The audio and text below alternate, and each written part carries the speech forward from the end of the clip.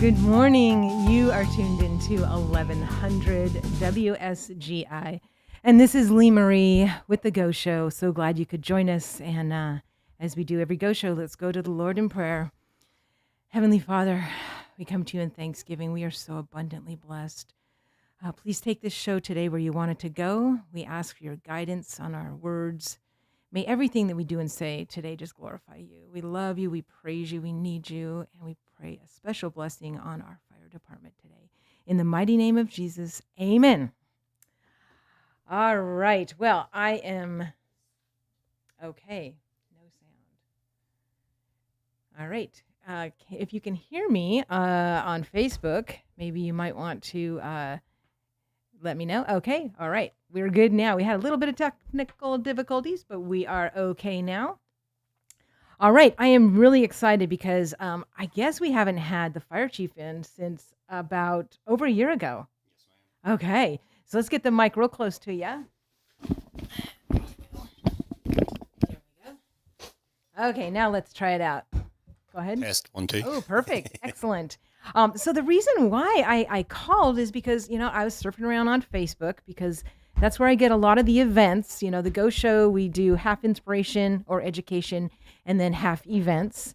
And I was surfing around on Facebook and I saw all these articles about October being wildfire month in the state of Tennessee.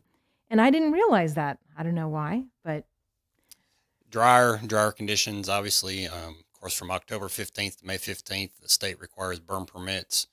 If you live in the county, however, if you live in the city of Springfield, we do require permits all year long. oh, okay. So they do have to come to our fire station 1 on Central Avenue to get a burn permit in Okay. person. Okay. How long does that take if they wanted to burn? How long do they have to, in advance, do they have to get that application? Generally, they can come in and we'll generally write it the day of. Oh, okay. So it generally just takes a few minutes. Some locations will have to come check the actual locations to make sure Oh, the fire is in the right spot, not next to combustibles due to small lot sizes, stuff like that. okay. And then we do have some special exceptions for like developers and stuff like that. We have to go check their burn piles because obviously they're bigger piles. So we do have special exceptions for some developments and some bigger burns. Obviously, some of that requirements vary depending on development and how much material they have and how close they are to other people. Okay. All right. And then the hours to get that burn permit for the city of Springfield, what are the hours for that? Generally, at 7:30 to 4:30 city hours. They can actually come in even after hours. Our fire captains are able to do it. So even after the administration leaves, the fire captains do have the authority to write burn permits as well. Okay. So All right. So that is for people that live in the city of Springfield. And then I imagine since, some people do listen to this show that are in other other cities in the county, they just go to their city unless they're in the county and then they go through the state, right? yes, and they'll need to check with their local fire department, make sure they don't require a burn permit as well. Some communities may require burn permits just like the city of Springfield. Okay. And I don't know who those are in the county, Mhm, but most of the ones I know about, yes, you have to go through the state. Okay. All right. And I did see that the state does have a mobile app now, and it said that usually you can apply the same day that you're going to burn by going through their mobile app. So I did post that on my Facebook page. So those of you that follow me on Facebook, that my little profile picture is just a round white circle that says rule number 1, put God at the center of everything, and then just says Lee Marie. And so actually the very top thing on my Facebook page right now is from the Tennessee Department of Agriculture. And I believe that has the link for the mobile app. Yes, it does. So, and that is burnsafetn.org. Again, that's burnsafetn.org. But it's some pretty good articles. I actually posted a few because I was reading, and actually I see it says National Fire Prevention Week was October 8th to the 14th. Last week, yes. Last week. Okay. So I'm a little behind, but that's okay. I like when people do these posts, like last week we had Ken Gamble on because October is Agent Orange Awareness Month. And even though we should always be aware of all of these things, it's good when months do get designated like this because then it comes up in our feed and it reminds us, Right. So I saw that it was National Fire Prevention Week last week. And I said, well, that's okay. It's still very timely because I didn't realize the more that I was reading how dangerous October was. And I thought, That's true. When they said there's so much fuel, leaves, all these dry Everything's leaves. dying this time of year, so everything gets drier this time of year. That's why they require it from October to May. And I know there's a lot of leaves, and I know when we do burn leaves, they can fly Yes, ma'am. up very easily. So, yeah, so I could totally picture that because, in my head, I'm thinking, oh, okay, it's getting really cold now. I can't leave the dogs out. I'm thinking coldness. I'm not thinking fire. But, yeah, everything's dry, everything's fallen off. And so we have to be, very aware of that Yes. and do what we can. So I know that there are some other things that cause. Now, how often does this happen? Now, I saw an article about, they said, like, don't park on high brush. Yes, because they'll hit your exhaust. Your exhaust is hot. And it's been several years. Obviously, the city of Springfield, we have a code for growth, natural vegetation growth in the city. So we're pretty good in the city, but we have responded to calls just outside the city before where a car went out in the field and was parked running, Really? and it caught the car on fire, obviously, and burnt the car up in a field. So Oh so be my very goodness. cautious of that. Yes, that can definitely do it. And again, that's something you just wouldn't think about. No, ma'am. You're out there. Oh my goodness. What about like in like Kubotas or, golf carts or things like that that drive through the high brush? Same type of thing? It depends on the exhaust, Okay. where the exhaust is located. Most of your UTVs, ATVs, stuff like that, the exhaust is a lot higher because that's what they're made for, is off road. Oh, okay. So it just depends on the exhaust. But if it's really high brush, I would say it still could get hot enough to cause a fire. Yes. Wow. Okay, that is really good to know. We just bush hogged our big field, but until then we were going back there to check it out. So I'm like, oh, praise the Lord that angels of protection were around us. Goodness.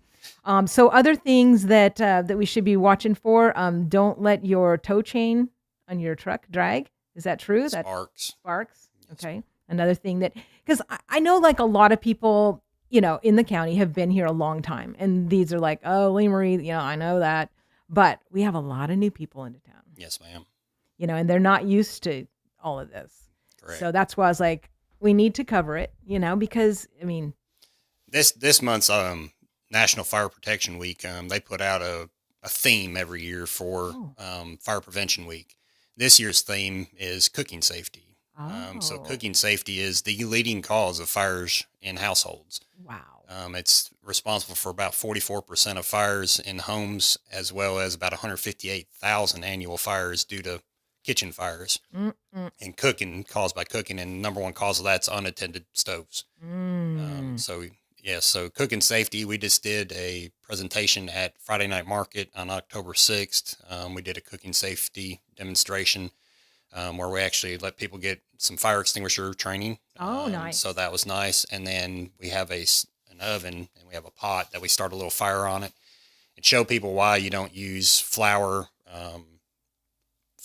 and basically creamers and your powders that you would have in your kitchen. Most people think, well, I'll just put that on, it'll put it out. And it doesn't. It actually will flare. Oh, wow. So we did that demonstration and showed people how to put out Even like baking soda? Yeah, baking soda, if you don't dump enough amount at once, it can still do it. Oh. So I don't recommend using baking soda. Obviously have a fire extinguisher in your house. And if it's a small fire on your stove, and that was kind of the demonstration we did at Friday Night Market, was we just started a little fire up there, kind of showed them what it does. So we dumped some coffee creamer over in it, and it flares up and shows the people. But then we showed them how to put it out. If it's a small fire in your stove, you get an oven mitt on, you just cover it with the lid, turn the heat off, and then remove it off to the side. Okay. So we did that demonstration. I think it was very well received by the community, so that was good. That was something new we did this year. Electrolux actually donated us the stove to do it with, so thank you to Electrolux. But cooking safety is the theme this year for fire prevention. We visited the schools the week before because they were on fall break during fall prevention this week, but we did it the week before. So we visited Westside Elementary. I think Westside was first, second grade, and then Cheatham Park third grade this year. Okay. I had one question about, because you're talking about having an extinguisher. What about, I see those blankets. Fire blankets. Yes, being advertised all over Facebook. Do those work? Yes. Okay. So fire blankets basically serve the same purpose as the lid covering it, if you can cover it. Obviously, if the fire's too big, you need to get out or get away from it, call 911. But yes, they do work. Good. I'm glad because I bought 4 and I've got one in several places. But I never, wasn't able to ever like talk to someone in person about it. So I'm glad that. Yeah. So fire takes 3 things: one, combustible material, air, and ignition source.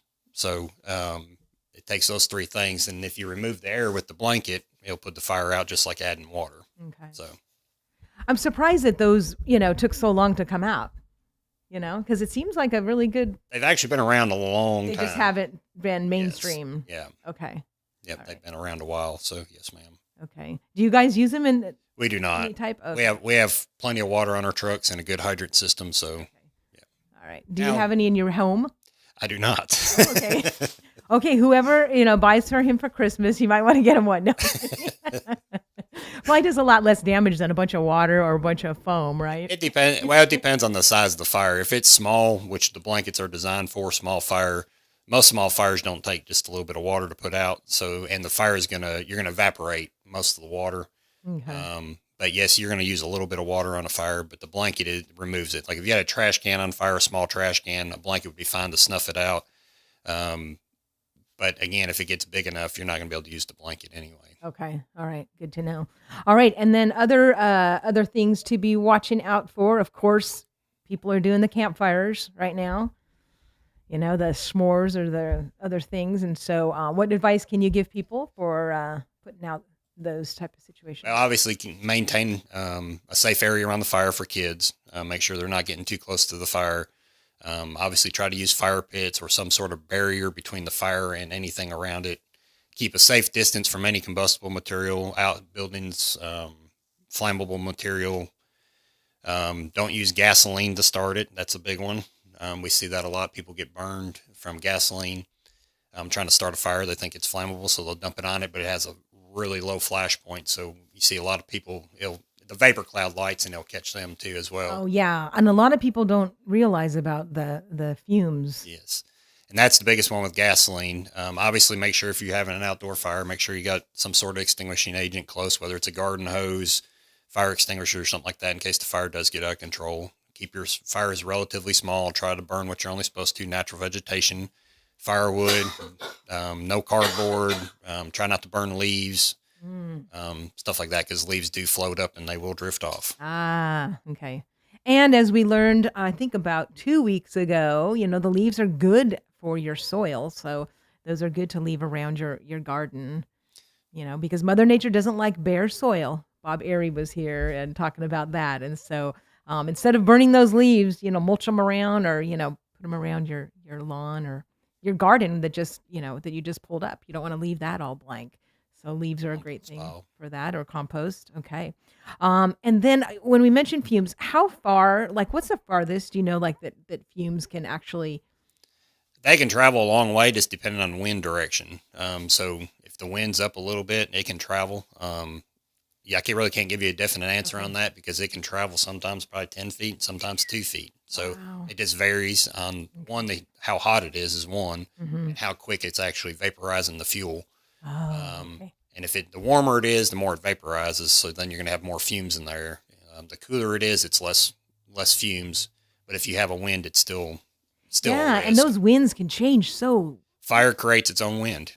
So that's something to keep in mind as well. Okay. Yeah. Cause I was recently at a neighbor's campfire, and it was like, we kept moving our chair because it was like, all of a sudden, oh, we got all the smoke on our face here. And then we moved, and it was like. And it follows you. Yes. Happens all the time. Okay, well, that's very good information. All right, we're going to take a station break real quick, and then we're going to come back with some more great tips to stay safe as we enter into the holiday season. So let's go ahead and hear from Carol over at Curated Collections. In the heart of Springfield Square, former location of Birdette's Tea Shop, lies Curated Collections, a unique furnishing boutique which not only carries absolutely beautiful accent pieces, but also houses one of our area's top designers, Carol Carter. Come meet Carol and find out how she can customize your home. Frame a view, soften a room, add depth, dimension, and interest. With a large line of upholstery fabrics, she can restyle and recover any piece of furniture. She does custom drapes draperies, pre-made panels, Roman shades, and more. Store hours are Tuesday through Friday, 10 a.m. to 5 p.m., and Saturday, 10 a.m. to 3 p.m. Curated Collections is located at 618 South Main Street, Springfield, Tennessee. For more information, call 615-681-0029. Be sure to tell them Lee Marie sent you. Join me. Okay. And we had Carol on. Actually, Laverne had Miss Carol on not too long ago, and I saw some pretty fabulous things that you're going to want to get for your Thanksgiving celebration. So be sure you go by and see Carol. That's where Burdett's Tea Shop used to be, which I miss Burdett's Tea Shop.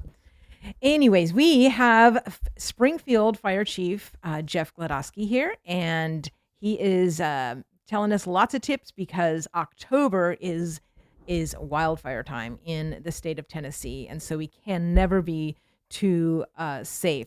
And so we've learned a lot already. Other things that were mentioned in this article, of course, we already did the don't park in the tall grass. Leave coals until they are, don't leave coals until they're doused and stirred until cold. All right. So we kind of went over that with the campfires, right? Just make sure those are all out completely. And then, of course, some people put odd things in their burn stacks that can explode and such. So you want to tell them what they should and should not be putting in their burn stack. Yeah, so basically the only thing you should put in any burn is natural vegetation, sticks, logs, stuff like that. I don't even recommend burning leaves just because they'll float up on and carry away in any sort of wind.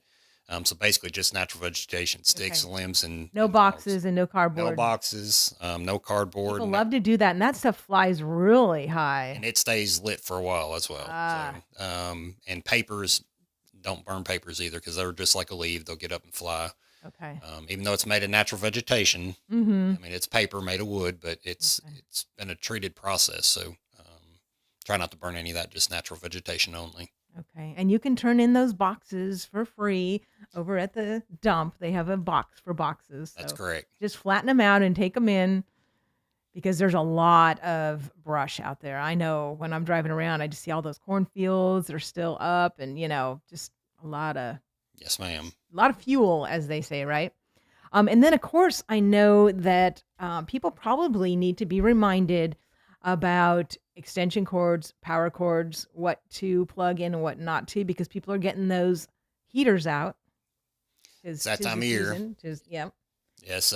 So obviously, if you're running an extension cord to a heater, just make sure you buy a quality extension cord. Most of the fires that we see are with your cheaper extension cords that aren't made for that kind of rating. And because little space heaters, they take a lot of electricity. And so if you use a cheaper extension cord, it's lower gauge wire, so it's not capable of producing, and the cord will actually heat up itself. So make sure you buy a good extension cord. And if you're using a portable space heater, make sure you keep it at least 3 feet away from any combustibles. And just be safe with them. Children can still burn themselves on them. So make sure that you have a kind of a kid-free zone around those as well. But space heaters, that's another major cause of fires every year. This time of year when it starts getting colder, people start firing up the space heaters. So, and they should never leave them unattended at like leave the house. Correct. If you leave the house, you need to turn it off. And also make sure you have good smoke detectors in your house. Check those monthly. And we do have a smoke detector program that we come out and install new smoke detectors for free. Oh, wow. And they're the 10-year battery, lithium batteries in them, so they're good for 10 years. Okay. Does the county do something like that too? I'm not sure on the county. Okay. You can check with your local fire department. Most fire departments can get access to that through the state fire marshal's office. They do have a fire smoke alarm program with the state of Tennessee. Oh, okay. We do ours on our own. So. Okay. All right. Because you can tell I live in the county. Okay. And like, as I heard some people even say, like, don't even chance it. Like, always plug your floor heater into the wall. That's the best way thing to do. Because the product itself is UL tested. So it's made to plug directly into the wall. It's been tested that way. It's not tested using extension cords. Okay. Extension cords, I know people have to use them, but just make sure you buy a good quality extension cord. They're really thick. Yeah, the thicker kind, and only getting a cord long enough to reach your destination. So don't buy 100-foot cord to reach 20 feet. Okay. Because again, that current's got to run that far, and you're losing current when you go over distance. Okay. So that can cause some issues as well. Okay. What are some other things that people should not be using an extension cord on? Probably hair dryers. That's a big one. Any major like big appliances. Don't use them on your Microwaves or your refrigerators, microwaves, stuff like that. Try not to use extension cords on any of those products because they pulled a lot of voltage. okay. So yeah, try not to use them on those. Okay. I know even one time I had a space heater and it fried out the outlet. How often does that happen? It can happen. It's it's about the current. So at some point that little heater can go bad, and it will go bad, and it's going to short out in the circuit. Most of your newer houses have ground fault systems and good breakers in them now with the new codes. However, you don't ever want to count on that. Everything has breaks, so don't count on that. Okay. And if you're not around, unplug it. Right. And don't have it up. I mean, just have it up high enough that you need, not overkill. Correct. Because anything higher is just you're entering into the danger zone, right? Yes, ma'am. Okay. All right. And then, of course, I know that it's mid-October, so that means that people are going to be starting to decorate for Christmas soon. So I know that there's a lot of Christmas related fires that happen. Yeah, so the holiday before that we have is Thanksgiving. So there's a lot of safety tips for Thanksgiving. Obviously, again, it gets back to cooking safety. So this year's theme is pretty good because it hits right before Thanksgiving and when we do all of our cooking and family gatherings and all that stuff. So the cooking safety is big, but Christmas, obviously, candles.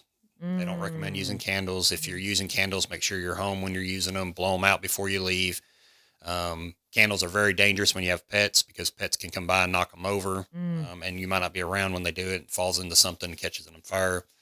Also, as Christmas trees, if you buy natural trees, make sure you are watering them on a regular basis and don't let your tree dry out. If you're not home, make sure you turn your lights off. Don't use any natural flames around the Christmas tree.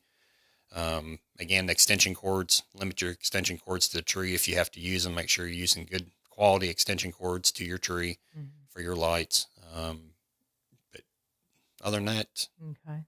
All right. Well, those are all very good. Let's go ahead and take one more break since it's 8:30, and then we'll come back and have a few more things. I think that some people are sending in some questions, so I will check that. You're listening right now to Fire Chief from Springfield, Jeff Glodoski, and let's go ahead and hear from one of our sponsors. Hi there, this is Tom Fox, and my family and I are the new owners at the UPS store in Springfield, Tennessee. We can help you with all your packing and shipping needs. I have our assistant manager, Daniel Sweeten, here with me, who's one of the friendly faces greeting you when you come in. Tell us about the print shop, Daniel. We're a one-stop print shop for all your personal and business needs. We can copy, print, scan, finish, and do just about anything you can imagine we can print. We also do wide format printing, such as blueprints, yard signs, banners, and we also do business cards, flyers, invitations, and booklets. Our hours are 8 a.m. to 6:30 p.m. Monday through Friday, 9 to 5 Saturday, and noon to 5 on Sunday. Our shredding service is normally $1.59 a pound. This month we're slashing it in half to 79 cents a pound. We also have 20% off our wide format printing for the entire month. We're located next to HD Hills at 513 Memorial Boulevard. Just look for the blue awning. Come by and see us, as it's always a great day at the UPS store. In the heart of Springfield Square, former location We of are Birdette's back Tea Shop. and learning a lot of stuff to be safe over the holidays here in Robertson County. And so I wanted to just kind of find out what else, like I know there's been some interesting calls that you've had recently. Did you want to talk maybe a little bit about some of those? As far as general calls, obviously fires over since the 80s house fires have dropped off significantly, and that's due to a lot of things, codes, better electrical safety, which also applies to codes. So overall, house fires are down, but obviously it never eliminates them all. Again, getting back to the cooking safety, that's the leading cause, and the leading cause of cooking fires is unattended stoves. So if you're cooking, make sure you're with your oven, your stove. Believe it or not, this month we've had quite a bit of cooking fires here in the city of Springfield. Really? And even though it's Fire Prevention Month, and we're trying to get the message out, but we did have a few this month. And again, it gets back to one of them was a faulty oven, wasn't the fault of the owner, and that does happen. Oh. But that's why we report to the national. We report nationally, so those products. That's how it develops those recalls on products. Okay. So we report all that through our INFRS program to the federal government, and then when they get enough of them, they'll send out recalls. But again, the unattended stoves is a big one. We've had several of those this month already. We've had a couple car fires this month. Most of them were mechanical failures of the car itself. So this month has actually been pretty active, being a fire prevention month, and it's been actually pretty active for us. Now we hadn't had any major losses this month. Thank God for that. Which is good. So we hadn't had any. The last major fire we had was on Spring Circle, and that was back in, I believe, April, and that was a big loss, and lost the whole house and everything. Lost family pets in that house as well. Oh boy. Okay. Linda, do you have any questions? We did have a question come in, and let me find that. Let's see here. Okay, so regarding pets, what are some of the more common problems that happen when pets are home? I mean, with pets, obviously pets can do a lot of damage. I have two myself, and we got a brand new puppy right now, so they like to chew on extension cords. Oh, so obviously that's dangerous because it can create a short. One, for the dog, can electrocute the dog. Two, they can chew it, and you don't know that the cord is damaged. Oh, good point. Also with candles, that's a big one. If you leave candles burning, if you have cats, even dogs. I have a lab that has a big long tail that likes to wag, and we have a coffee table that we have candle on. And so if the dog comes by and I'm not around and that candle's lit, its tail can hit it and knock it off the table. So there's a chance of that. Pets, I mean, obviously anything can happen. We had one that actually jumped up and hit the stove and turned the eye of the stove on. Oh my goodness. So, and obviously it was trying to get to the food on the stove that was sitting there, not on heat, wow. but it jumped up there and turned the oven on and created the pot to get, Oh, isn't that interesting? So, pets can do a lot of damage. So obviously, try to keep things, combustibles, candles, flammables, kind of out of their reach, as well as just like you would a kid. Just try to keep, if you have food on your stove, try to push it to where the dog can't get to it or kids can't get to it. That way they're not reaching up or trying to get to it. And that's a possibility of turning that stove on and creating the fire anyway. And even if it's towards the back, I mean, because some dogs have a real good sense of smell. And so they're still going to try to get that. So you got to be real careful. Okay. Okay. So here's the other question. I guess White House is doing some type of breakfast. Do you guys do tours, or, are people able to arrange to come, meet you Sure. guys? So we have firehouse tours. They're welcome to come at any point. We do a lot of public education events throughout the community all year long. We do a lot of civic clubs, church clubs, senior citizen club, youth groups, Boy Scouts, Girl Scouts. We have a whole list of people that we do. We do a lot of stuff for the churches. We do career days. So whatever the need is, we are open to it. And anytime they can come by the fire station, our firefighters will welcome them. Take them on a fire station tour, show them around the fire hall anytime. Either station, one or two. They know that the public is welcome to come in our building. And Now, are those special days that you were talking about, are those on Facebook, or are they on some, like the city website, or how would people know about when those are coming up? The events, some of the events are private events. Okay. Obviously, we're asked to come to an event. Okay. For example, like we have a lot of like Halloween stuff coming up. So like the library has one, which that will be advertised, but we'll be there at that one. Payne Chevrolet is also advertising their trunk or treat. We'll be at that one. We got Hillcrest Church of Christ is doing a trunk or treat as well. We'll be at that. We just did one. And then costumes too. Correct. It's probably something we should mention, that some of those are able to catch fire. And yes, those are obviously, costumes are made of thinner material. They're not like your normal clothes because they're cheaper made. So obviously, again, stay away from combustibles. A lot of that stuff is highly flammable. Makeup, some of the makeup that you put on is actually flammable as well. Wow. So obviously, stay away from combustibles and open flames with those type costumes. And that's hard because, those are children that are wearing those, and, they're not always thinking and going right by a s'more campfire or something. You got to be very careful. Yes, ma'am. Okay. Awesome.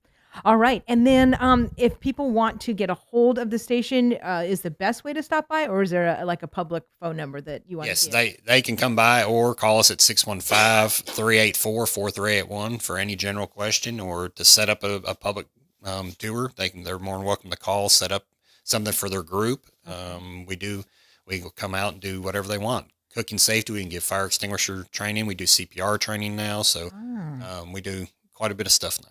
Because I was thinking, I'm involved with a lot of homeschool groups, and so like a group of homeschoolers could.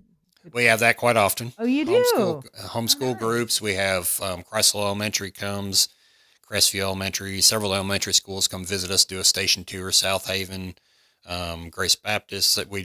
We do a lot with the schools. What do you think is a good number of students to bring through for like a tour? Like, what would you say is a good number? Obviously, we've been overloaded before, so yes, that's a good question. I appreciate that. So a good question. Obviously, we depends on the age of the group. We have presentation that we do with a lot of the smaller kids to get them more active into the fire safety at a younger age. So generally under 3 years old, if you can keep the group under 25, 30, the better. If not, we've had as many as 120 at one time. Oh my goodness. So we break them up into groups. Okay. So we'll take some on a station tour, some showing the engine, and some will go in there for the lesson. Then we just kind of rotate. So it's kind of it's a planning thing with whatever group it is, depending on the number, but we generally can accommodate most things. Okay. We'll try to figure it out. Okay. So if they're like 3rd grade to 8th grade, then maybe like a group of like 20 or 25. Yeah, that's a good group number. I feel like it keeps their attention. I know when we did the schools this year, instead of doing one big group at one time, we feel like they're not paying attention as much and they're not as active. So we broke it down, and we've learned that doing it over the years. So we actually broke it down to where we're doing just one classroom at a time. Oh, okay. And it seems like the kids are more receptive and they participate more with us. Because it's kind of interactive activities. We can teach them how to stop, drop, and roll, and we get them up out of their desks and push so we do a lot with them. And it works better in smaller groups because they seem like they take more of the information in. Right. And like, I know that the police department has like a citizen academy. Do you have anything similar to that or volunteering? Not yet. This questions have come up several times. This is something that's been on my mind for a while. And I wish we had a training facility here in the city, because if I had the training facility, it would be easier to accommodate, to show people what we do. Mm-hmm. It'd just be a lot easier to do something like that. So that would be, obviously we could still figure out a way around it. We do a lot of training right there at the station, but to get the true effect, they would need to see somewhere that we can do an actual burn. Right. And how is it as far as like if people are like, maybe in high school or, just graduating college right now and they're thinking about a career in fire, like what are the openings like? I mean, is it something where you're hiring a lot or? Well, in the past, our department is generally, we haven't been hiring. Okay. We have openings as people retire or somebody just one here. It's not very many openings. However, we are a growing city. So we are going to be in the process of doing a new hiring list shortly. We just put on 3 new personnel. We added 2 new full-time firefighters this past year. So yes, we will be definitely growing in the future with Fire Station 3 coming around the corner. That's going to require 9 new personnel. Ooh. So obviously we'll be hiring in the near future. And if the city keeps growing, obviously we'll need more and more and more. Okay. And then I have to ask this because I am a rover walker. Do you guys have a dog? We do not. We used to. We used to have a Dalmatian before I was hired. We got pictures in our little trophy case. And then when I got hired, we had a little, I don't even know what she was. What? Yeah, it basically was a neighborhood dog that nobody took care of. So the fire hall took him in and it stayed there forever. However, we are so busy now, it's hard for us to have a dog in the firehouse and have somebody there to take care of it. We have to do a lot of training through the year. Plus, we're making a lot more calls today than we ever have. Oh. So we answer about 3,400 calls a year in the city of Springfield with basically 10 personnel per day. So it's a lot of calls. That's an average about 9 to 9.3 calls per day. And then we have to still do our training. We have to keep all of our licensures up. So it's a lot of stuff we have to do. And then we have to maintenance our equipment. We have to test hose, test fire hydrants. So we stay very busy. Okay. All right. And now, as far as when the fire trucks are coming down the street, I get so frustrated when I see people not stopping or not So can you just kind of remind people what they are supposed to do? Because actually I've heard some people say different things about where to stop. Obviously, the state law says pull over to your right. That's what people should do. However, I know that's not feasible all the time. The biggest thing is just stop your movement. Don't make any sudden reactions if the fire truck's approaching you. If you can get over to the right, great. However, sometimes on a 5-lane highway, you can't do that. Mm-hmm. If you can just stop in place and don't make any erratic decisions, right or left, because that truck will make a move one way or another. Hopefully they do it soon enough to that way everybody else knows what they're doing. But the law says that you're supposed to move to the right. Mm-hmm. So it's not always feasible when you're on busy streets. Obviously, we have the train tracks in town certain times a day. Sometimes we have to come the other way onto oncoming traffic to get around the railroad tracks because it's just backed up. We can't get around. Nobody has nowhere they can't go anywhere. So if you can get over, get over. Mm-hmm. If not, do you ever take pictures of people that like are not? Yes, we have. We had a video on our truck at one point that actually showed it. So we use that for training purposes to show some of our drivers. You ever send those people a ticket? We cannot ticket. So can you send it over to the police department and have them send a ticket? I guess we could. So often, I just see people just going right through the intersection and here comes an ambulance or whatever. And it's like, really? It is very frustrating. Obviously, generally, if we're getting called out, we're going to somebody's emergency. Yeah. And in the city, we have Opticom on our fire apparatus. So Opticom is a device that when we come up, it's a signaling device that turns the light green for us. And turns everybody else red. Oh, okay. So it's a protection device. One that saves us from getting in accidents.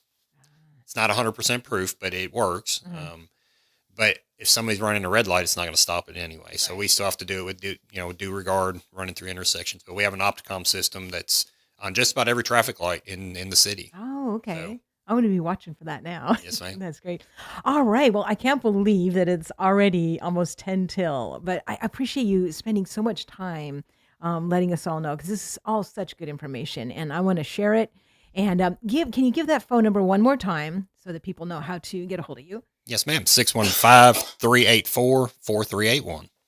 Excellent. All right. You have been listening to the Springfield Fire Chief. And again, there's the phone number. We're gonna repost this. So if you missed any part of this show, you can go to the WSGI Facebook page or their app, and you can see it there. And also, if people don't have Facebook, you can send them the YouTube link. That usually takes about an hour after the show to come up.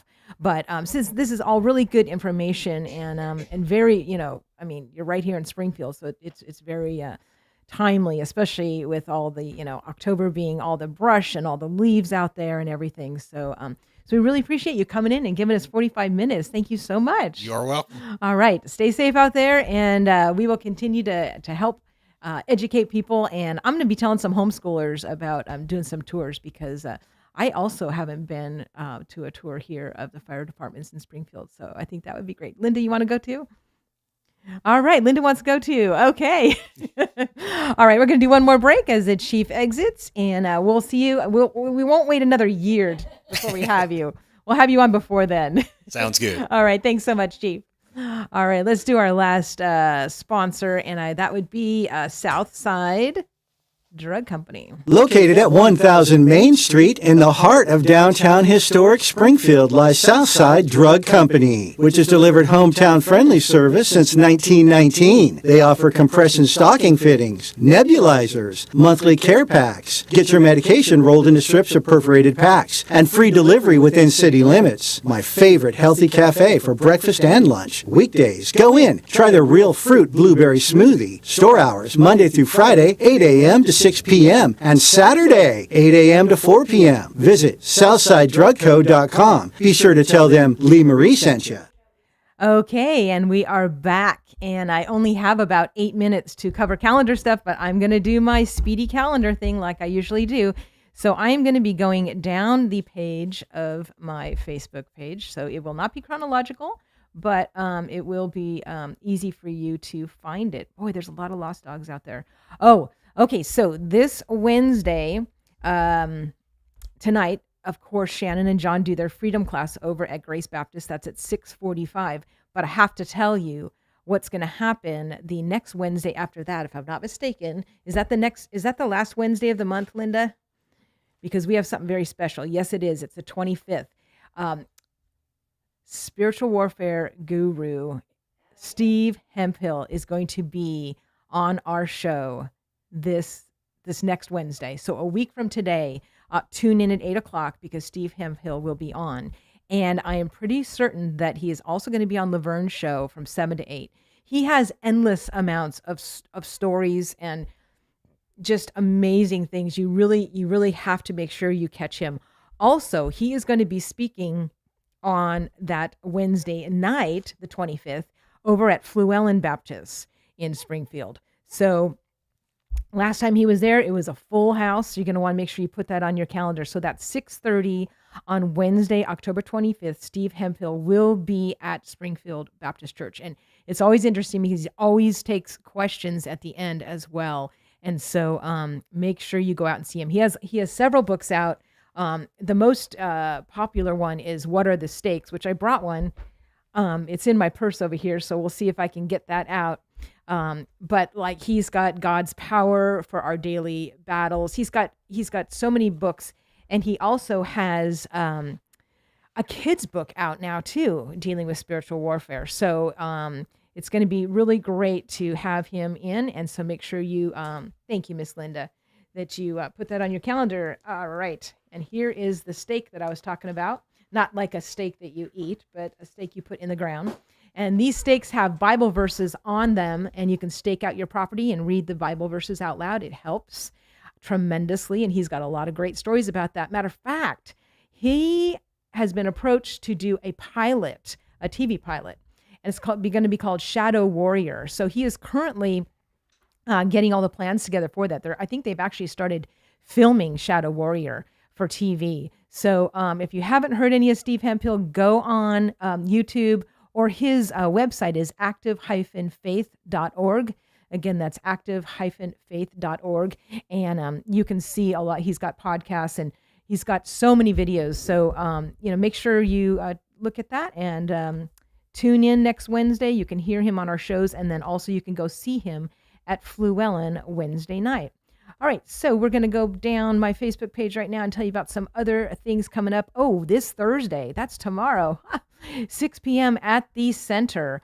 Open Door Pregnancy is doing their chili challenge. That is always a huge event. It's a great way to raise funds for them and to sample amazing chilies from types of chili from all around. So always a fun time. This year, the theme is birth anniversary. So it's birthday party theme.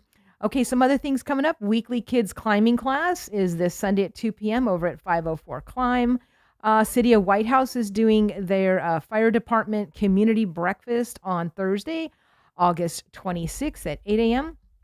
Like I said, I'm just going down this list. It's not chronological. Couples Night over at 504 Climb is this Friday at 6 p.m. There's going to be a big craft fair out in Pleasant View, and that is this Saturday starting at noon. Let's see, Dr. Arlen Smith is having a School of Holy Spirit night, and that is this Saturday at 6 p.m. over at Purpose Life Church, 805 Memorial Boulevard. This Thursday, 7:30 to 8, that's tomorrow. Good Morning Robertson County. You're going to want to go to that. It's only a half-hour briefing, but you get briefed by the chamber, by the city, by the county. I hear about a lot of events at that. So it's a free event. You don't need to be a member of anything. You just show up over there where you pay your water bill at the city hall. And that is tomorrow. It's always the third Thursday, 7:30 a.m. Then this Wednesday night, let's see, Christine sent us this American Campfire Revival. And that is going to be over at Springfield Baptist. And I have a link for that up on my page. And let's see, we have all the fire information up there on my page as well. Oh my gosh, there's so much going on in Robertson County. There is no reason to be at home not doing anything because there are so many things you can invite people to. Oh, the 5th Sunday of the month, which would be Sunday, October 29th.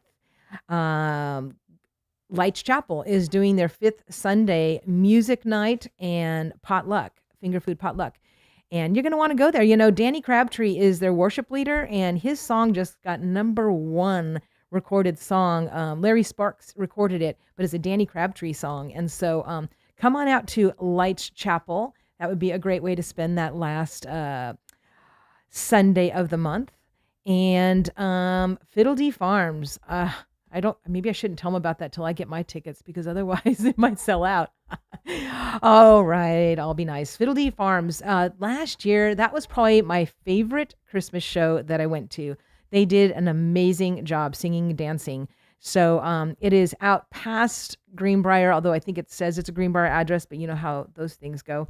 It's quite a way out, but their Christmas show was so amazing, and I still have to get my tickets. So just wait to get them until I get mine.